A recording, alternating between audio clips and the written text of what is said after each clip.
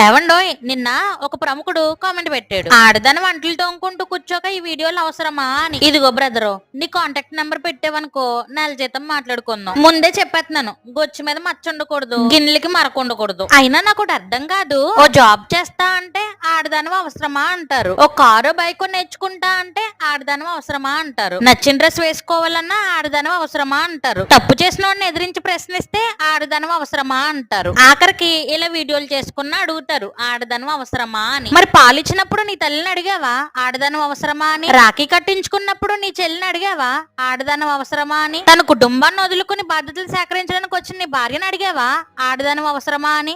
ఆడది లేకపోతే సృష్టి లేదు అని తెలిసినా కూడా ఆడదంటే చులకన, అదేంటో మరి. ఇదిగో బ్రదరు, ఫైనల్ గా ఇంకోటి చెప్పేస్తాను, ఆడదే కామ్గా ఉన్నంతసేపు బానే ఉంటది, ఒక్కసారిగా ఆదిపరాశక్తి అవతారం ఎత్తిందనుకో మెడకాయ మీద తలకాయ తీసి ఫుట్బాల్ ఆడేసుకుంటది, జాగ్రత్త.